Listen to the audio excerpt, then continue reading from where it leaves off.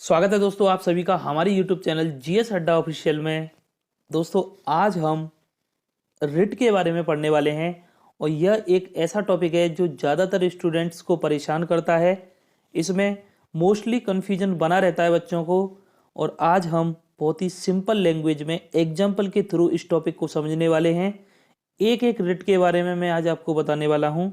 सभी रिटों को हम एग्जाम्पल के थ्रू देखेंगे और बहुत ही आसान भाषा में समझेंगे। तो प्लीज़ दोस्तों वीडियो के अंत तक बने रहना। इस टॉपिक से जुड़ा हुआ जो भी कन्फ्यूजन जो भी डाउट है आपका इस वीडियो को देखने के बाद में शायद नहीं बचेगा। तो चलिए स्टार्ट करते हैं।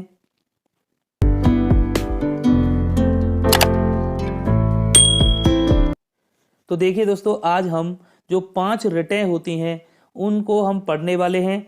तो सबसे पहले जान लेते हैं इसमें कि रिट क्या होती हैं। तो रिट किसे कहते हैं? न्यायालय जिसमें सुप्रीम कोर्ट और हाई कोर्ट के द्वारा जारी किया जाने वाला एक अंतिम आदेश जो होता है उसी को हम रिट कहते हैं। तो रिट जो होती है वह न्यायालय में सुप्रीम कोर्ट और हाई कोर्ट के द्वारा जारी की जाती है और यह एक अंतिम आदेश होता है। इसके बाद न्यायालय सीधे कार्यवाही करता है। अब क्वेश्चन आता है रिट जारी कौन करता है। तो देखिए रिट को जारी करने का जो अधिकार है वह अनुच्छेद 32 के तहत सुप्रीम कोर्ट को है और अनुच्छेद 226 के तहत हाई कोर्ट को है। तो सुप्रीम कोर्ट और हाई कोर्ट इन रिटों को जारी करते हैं। अनुच्छेद 32 के तहत सुप्रीम कोर्ट, अनुच्छेद 226 के तहत हाई कोर्ट। एग्जाम में सीधा प्रश्न यहाँ से पूछा जाता है तो अच्छे तरीके से आपको ध्यान में रखना है। चलिए आगे समझते हैं। तो देखिए दोस्तों हमारी जो 5 रिटें जो होती हैं वो कौन कौन सी होती हैं तो आइए देख लेते हैं। तो इनमें सबसे पहले आती है बंदी प्रत्यक्षीकरण। इसे इंग्लिश में हैबियस कॉर्पस कहा जाता है। दूसरी रिट जो होती है वह होती है परमादेश। इसे इंग्लिश में मैंडामस कहते हैं। और जो तीसरी रिट होती है उसे कहते हैं प्रतिषेध, प्रोहिबिशन इसको इंग्लिश में कहा जाता है। और चौथी रिट को उत्प्रेषण कहते हैं और इसे हम सर्शियोररी बोला जाता है इंग्लिश में। पांचवी रिट जो होती है वह है अधिकार प्रक्षा। इसे इंग्लिश में क्यो वारंटो कहा जाता है। सभी रिट के बारे में हम एक एक करके देखने वाले हैं। और दोस्तों मैं यहाँ पर आपको एक पॉइंट्स और बता देता हूँ। देखिए एग्जाम में क्या होता है, ये हिंदी नेम के साथ साथ इंग्लिश के नेम आपको याद करना काफ़ी इम्पोर्टेंट है, क्योंकि ऑप्शन में कभी कभी हिंदी नाम न देकर हिंदी में ही ये इंग्लिश के नाम आ जाते हैं। तो इंग्लिश मीनिंग आपको इन सभी का पता होना अति आवश्यक है। तो आइए एक एक कर समझते हैं सभी रिटों के बारे में। तो देखिए सबसे पहले हम समझते हैं बंदी प्रत्यक्षीकरण हैबियस कॉर्पस को। यह क्या होता है? तो यह रिट जो है इसका अर्थ होता है शरीर या बॉडी को प्रस्तुत करो। तो देखिए हम एक कहानी के तौर पर इसको हम समझने का प्रयास करते हैं। तो देखिए एक व्यक्ति है और इस व्यक्ति को एक पुलिस अधिकारी ने इसको नज़रबंद कर लिया है, गिरफ्तार कर लिया है और जेल में डाल दिया है। तो जब इसको जेल में डाल दिया जाता है तब इसके परिजन को, इसके परिवार वालों को जब पता चलता है तो इसके परिवार वाले न्यायालय में याचिका दायर कर सकते हैं। और याचिका जब ये दायर कर देते हैं तो न्यायालय उस अधिकारी को यह आदेश देता है इस रिट के माध्यम से कि जो व्यक्ति आपने गिरफ्तार किया है उसे 24 घंटे के अंदर न्यायालय में पेश किया जाए। ठीक है। और जब इस व्यक्ति को न्यायालय में पेश किया जाता है तो पेश करने के बाद में अगर यह व्यक्ति अपने बेगुनाही के सबूत प्रस्तुत कर देता है तो न्यायालय इसको छोड़ देता है। ठीक है। तो यह होता है बंदी प्रत्यक्षीकरण, यानी जो बंदी बनने के बाद में जो आपको जो अधिकार है तो अब न्यायालय के द्वारा इस रिट के माध्यम से आप अपनी बेगुनाही के सबूत प्रस्तुत कर सकते हैं। तो चलिए अब थ्योरी सेक्शन देख लेते हैं। तो देखिए जब किसी भी व्यक्ति को कानून द्वारा स्थापित प्रक्रिया के बिना नज़रबंद किया जाता है, इसका अर्थ होता है कि जब कोई कानून लागू नहीं है, जैसे कि नज़रबंद कानून समय समय पर आते हैं, उनके आधार पे जो है 3 महीने 6 महीने जितना संसद निर्धारित करे उतने समय के लिए हम किसी को भी उठा सकते हैं संदेह मात्र पर। ठीक है। यह मैंने मौलिक अधिकार वाले वीडियो लेक्चर में अच्छे से समझाया है नज़रबंद कानून। अगर आप देखना चाहते हैं तो डिस्क्रिप्शन में आपको लिंक मिल जाएगा, वहाँ से आप देख सकते हैं। ठीक है। तो किसी भी बिना जो स्थापित प्रक्रिया के बिना नज़रबंद किया जाता है, तो ऐसी स्थिति में न्यायालय संबंधित अधिकारी को यह आदेश दे सकता है कि उस व्यक्ति को न्यायालय में पेश करें तथा उसकी नज़रबंदी के आधार पेश किए जाएं। अगर वह अधिकारी उस व्यक्ति के नज़रबंदी के आधार गिरफ्तार करने के कारण पेश कर देता है, तो न्यायालय उसको फिर से जो है अधिकारी को आदेश दे सकता है उसको गिरफ्तार करने का। अगर वह व्यक्ति अपने बेगुनाही के सबूत दे देता है तो न्यायालय उसको छोड़ देता है। ठीक है। यह रिट सार्वजनिक प्राधिकरणों या व्यक्तिगत दोनों के विरुद्ध जारी की जा सकती है। यानी ये रिट जो है पर्सनली किसी व्यक्ति के विरुद्ध भी जारी की जा सकती है और या सार्वजनिक प्राधिकरणों के विरुद्ध भी जारी की जा सकती है। तो मुझे आशा है आप समझ गए होंगे बंदी प्रत्यक्षीकरण। चलिए अगली रिट को समझते हैं। अब है दोस्तों परमादेश, मैंडामस। तुम देखिए परमादेश क्या होता है, इसका अर्थ होता है हम आदेश देते हैं। तो इसे आइए समझते हैं। देखिए एक स्टूडेंट है और यह स्टूडेंट जो है अपने क्षेत्र की तहसील में जाता है अपने किसी काम से। देखिए एक कहानी के माध्यम से मैं समझाने का प्रयत्न कर रहा हूँ आपको। तो वह अपने क्षेत्र की तहसील में जाता है अपने किसी काम से। सपोज करिए कि वह अपना कास्ट सर्टिफिकेट बनवाने गया। ठीक है। तो कास्ट सर्टिफिकेट बनवाने के लिए जब वो जाता है तो इस तहसील में जो बैठा हुआ तहसीलदार उस पर साइन करने से मना कर देता है और काफ़ी दिन तक इस स्टूडेंट को जो है परेशान करता है। ठीक है। तो वह अपने कर्तव्यों का पालन नहीं कर रहा है। कौन? तहसीलदार अपने कर्तव्यों का पालन नहीं कर रहा है। तो तहसीलदार के विरुद्ध न्यायालय परमादेश रिट जारी कर सकता है और तहसीलदार को कह सकता है कि हम आपको आदेश देते हैं, जो आपका कर्तव्य है आप अपने कर्तव्यों का पालन करें, जो आपका काम है आप अपने काम को सुचारू रूप से करें। तो यह जो रिट है परमादेश, यह न्यायालय के द्वारा उस अधिकारी को या उस किसी भी व्यक्ति को जो सार्वजनिक जो पोस्ट पर बैठा हुआ है उसके खिलाफ जारी की जाती है, वो जो अपने कर्तव्यों को भूल गया है, जो अपने कर्तव्यों का पालन नहीं कर रहा है। ठीक है। तो चलिए अब थ्योरी सेक्शन देख लेते हैं। तो यहाँ समझिए यह रिट तब जारी की जाती है जब कोई सार्वजनिक अधिकारी या निगम अपने कार्यों को करने में असफल रहता है, यानी अपने कार्यों को नहीं करता है सही तरीके से।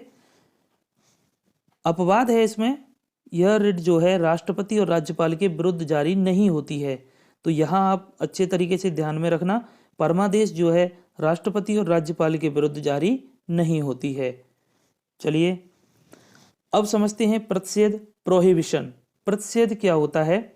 तो देखिए इसका अर्थ होता है मना करना, या हम इसे स्टे ऑर्डर भी कह सकते हैं। ठीक है। तो यह जो रिट होती है प्रतिषेध, यह किसी वरिष्ठ न्यायालय के द्वारा अपने अधीनस्थ जो न्यायालय होते हैं उनके विरुद्ध जारी की जाती है। किस कंडीशन में? कि जब अधीनस्थ न्यायालय, यहाँ देखिए मैं एग्जांपल से समझाता हूँ आपको। एक ये जो अधीनस्थ न्यायालय है, यहाँ पर किसी व्यक्ति का कोई केस चल रहा है। ठीक है। और अधीनस्थ न्यायालय का जितना क्षेत्राधिकार है, जितना उसका अधिकार क्षेत्र है, वह अपने अधिकार क्षेत्र से बाहर जाकर इस व्यक्ति के केस पे इसको जो है सजा सुना देता है। सपोज करिए इस अधीनस्थ न्यायालय ने इस व्यक्ति को फांसी की सजा सुना दी, जो कि इसके अधिकार क्षेत्र में नहीं था। अधीनस्थ न्यायालय को अधिकार नहीं है फांसी की सजा सुनाने का, यह हाई कोर्ट सुप्रीम कोर्ट का अधिकार होता है। ठीक है। तो अधीनस्थ न्यायालय ने इस व्यक्ति को फांसी की सजा सुना दी, तो वरिष्ठ न्यायालय जो है इस अधीनस्थ न्यायालय के विरुद्ध प्रतिषेध रिट जारी कर सकता है और इस कार्यवाही को रोक सकता है। इसलिए इसको स्टे ऑर्डर कहा जाता है। ठीक है। तो इसका अर्थ होता है मना करना। तो वरिष्ठ न्यायालय के द्वारा यह रिट अधीनस्थ न्यायालय के विरुद्ध जारी की जाती है जब अधीनस्थ न्यायालय अपने अधिकार क्षेत्र के बाहर काम करता है। तो समझ गए होंगे दोस्तों, कोई भी दिक्कत परेशानी आपको नहीं होगी। चलिए अब देखते हैं पॉइंट्स इससे रिलेटेड। तो यहाँ देखिए यह रिट वरिष्ठ न्यायालय द्वारा अधीनस्थ न्यायालय या अर्ध न्यायिक निकाय, कोई भी अर्ध न्यायिक निकाय को जारी किया जाता है और यह आदेश दिया जाता है कि वह अपने अधिकार क्षेत्र के बाहर के मामलों में कार्यवाही न करें। तो यानी बीच में कार्यवाही को रोका जा सकता है। यह रिट न्यायिक या अर्ध न्यायिक प्राधिकरणों के विरुद्ध जारी की जा सकती है। ठीक है। अपवाद है, देखिए किसके विरुद्ध जारी नहीं की जा सकती है?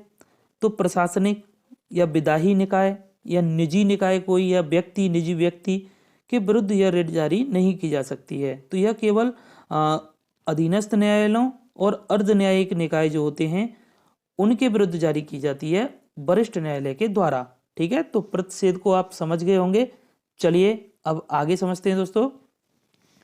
अब देखिए उत्प्रेषण, ये सर्स्योररी जो होता है यह क्या होता है, तो उत्प्रेषण का अर्थ होता है प्रमाणित होना या सूचना देना।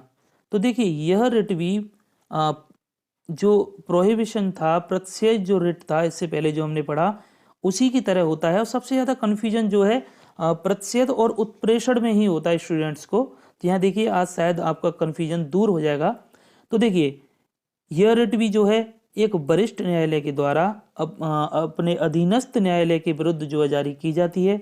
यह कब जारी की जाती है, तो जैसे अधीनस्थ न्यायालय में कोई केस चल रहा था और इस केस की सुनवाई जो है अधीनस्थ न्यायालय ने कर दी और सुनवाई करने के बाद में उसने अपना निर्णय दे दिया और इस निर्णय को वरिष्ठ न्यायालय अपने पास समीक्षा करने के लिए बुला सकता है, यानी मांग सकता है। इन डॉक्यूमेंट्स को जो है, जो निर्णय दिया है अधीनस्थ न्यायालय ने, इनको अपने पास मांग सकता है न्यायिक पुनर्वलोकन करने के लिए, उसकी समीक्षा करने के लिए उस निर्णय की। ठीक है, तो जब मंगाता है तब उसके लिए कौन सी रिट जारी करता है वरिष्ठ न्यायालय? उत्प्रेषण। तो उत्प्रेषण रिट के द्वारा उस निर्णय के डॉक्यूमेंट्स को अपने पास मंगा सकता है वरिष्ठ न्यायालय। तो पहली कंडीशन ये थी। और दूसरी कंडीशन में भी यह रिट जारी की जा सकती है वरिष्ठ न्यायालय के द्वारा। कौन सी कंडीशन? कि अधीनस्थ न्यायालय में अगर हम बात करें तो केसों की संख्या में वृद्धि हो गई है और लंबित केस पड़े हैं बहुत समय से, तो इन केसों में से कुछ केस को अपने पास वरिष्ठ न्यायालय मंगा सकता है उत्प्रेषण रिट जारी करके। ठीक है, तो यह रिट जो है दो तरीके से जारी की जा सकती है। तो आइए देखते हैं थ्योरी सेक्शन। तो देखिए पहला पॉइंट, यह रिट वरिष्ठ न्यायालय द्वारा अधीनस्थ न्यायालय या न्यायिक निकायों को जारी किया जाता है। सेम प्रतिषेध वाला ही पॉइंट है, वहाँ भी वरिष्ठ न्यायालय द्वारा अधीनस्थ न्यायालयों को यह रिट जारी की जाती थी प्रतिषेध। उत्प्रेषण भी वरिष्ठ न्यायालयों द्वारा अधीनस्थ न्यायालयों को पेश की जा रही है, मतलब जारी की जा रही है। ठीक है, अगला पॉइंट, यह रिट अधीनस्थ न्यायालयों के निर्णयों की समीक्षा करता है। मैंने बताया था अधीनस्थ न्यायालय ने अगर कोई निर्णय दिया है तो उसकी समीक्षा के लिए उन डॉक्यूमेंट्स को जो है वरिष्ठ न्यायालय उत्प्रेषण रिट के द्वारा मंगा सकता है अपने पास। अगला पॉइंट, यह रिट अधीनस्थ न्यायालयों अधिकरणों को लंबित मामलों के स्थानांतरण के लिए भी जारी किया जाता है। यानी जब भार ज़्यादा आ जाता है, केसों की संख्या बढ़ जाती है, कुछ बहुत समय से लंबित केस पड़े हैं, तो उन लंबित मामलों को अपने पास मंगाने के लिए भी यह रिट वरिष्ठ न्यायालय द्वारा जारी की जा सकती है। देखिए यहाँ भी अपवाद है। इस रिट को विधिक निकायों यानी जो कानूनी निकाय होते हैं और निजी व्यक्तियों के विरुद्ध जारी नहीं किया जा सकता है। ठीक है, तो इन्हें निजी व्यक्तियों और विधिक निकायों के विरुद्ध जारी नहीं किया जा सकता। आइए अब बात करते हैं। देखिए प्रतिषेध, प्रोहिबिशन एंड उत्प्रेषण, सर्स्योररी बोला जाता है इसको, थोड़ा प्रोनाउंसिएशन थोड़ा इसका टफ है। तो इसमें क्या अंतर होता है? देखिए प्रतिषेध और उत्प्रेषण में क्या अंतर होता है, तो सबसे ज़्यादा कन्फ्यूजन इन दोनों को लेके ही होता है ज़्यादातर देखा जाए तो देखिए प्रतिषेध की बात करें और उत्प्रेषण की बात करें तो पहला पॉइंट, प्रतिषेध जो है रिट जब निकाली जाती है वो वरिष्ठ न्यायालय द्वारा अधीनस्थ न्यायालय को जारी की जाती है और उत्प्रेषण वरिष्ठ न्यायालय द्वारा अधीनस्थ न्यायालय को जारी की जाती है। ये पॉइंट दोनों में कॉमन है। ठीक है, प्रतिषेध रिट कार्यवाही के दौरान जारी की जाती है जिससे उस कार्यवाही को रोका जा सके। ठीक है, और उत्प्रेषण रिट जो है कार्यवाही के समाप्त होने के बाद जारी की जाती है। मैंने बताया था उत्प्रेषण कब जारी की जाती है, जैसे अधीनस्थ न्यायालय ने कोई निर्णय दे दिया, उसकी समीक्षा करने के लिए उन डॉक्यूमेंट्स को जो अपने पास उस फाइल को मंगा सकता है वरिष्ठ न्यायालय। ठीक है, और प्रतिषेध वाली कार्यवाही के दौरान ही जारी की जाती है। देखिए प्रतिषेध में इसका उद्देश्य है न्यायिक त्रुटि को रोकना। जो गलती होने वाली है, जो न्यायिक त्रुटि होने वाली है, उसको बीच में ही रोका जा सकता है, इसीलिए इसको स्टे ऑर्डर कहते हैं। तो ठीक है, और उत्प्रेषण रिट जो है इसका उद्देश्य है न्यायिक त्रुटि को सुधारना, यानी जो निर्णय दे दिया है उसकी समीक्षा की जाती है और कोई त्रुटि पाई जाती है तो उसको सुधारा जाए।